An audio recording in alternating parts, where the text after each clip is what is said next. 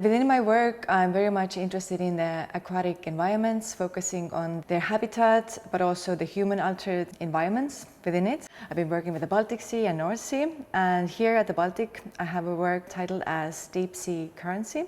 And I started to work with this while I was here during the residency last year.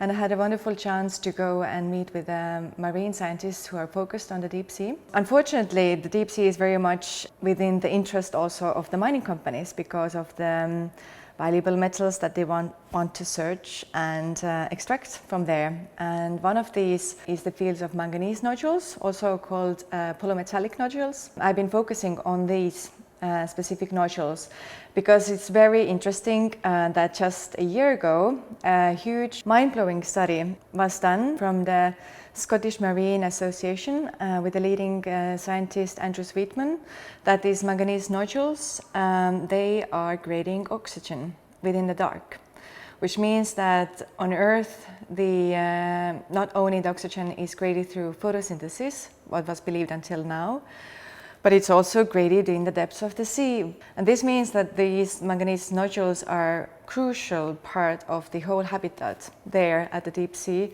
and they're depending on them. Of course, I'm an artist myself, so I don't take myself as a scientist, or I don't start to prove anything, but I more want to see these scientific facts through a more speculative lens. So when visitors enter to the space, they also go through a portal, and within there are the salt-grown metalworks swirling very, very slowly around their eggs, and these are the representation of specific metals that they want to extract from these polymetallic nodules.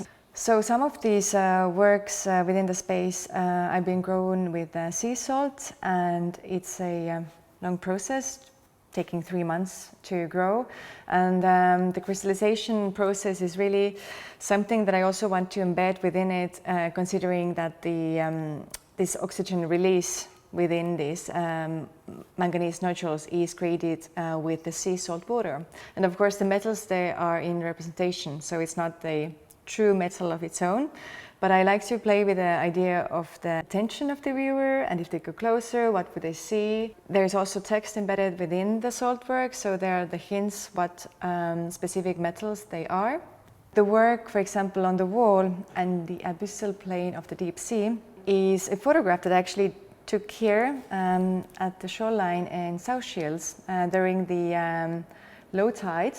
And this started to resemble me, kind of the seabed environment, as the nodules would have been taken out, and there are these curved lines which refer to these locations where the nodules were. Really go closer to the size of the works, and then there is also engravings done by me into the clay, referring to the title, but also referring to the growth of the manganese nodules. And there is also a work, Abyss is Staring Back, which is a seabed where we see lasers coming outwards towards the viewer, and the lasers are seen as eyes. So it's actually a reversed image of how usually the scientific exploration is done with the lasers and sonar mapping. So they're looking at the seafloor with these lasers. So I reversed it in a way that these lasers start to become like the eyes of the organisms there, and they are staring back at us.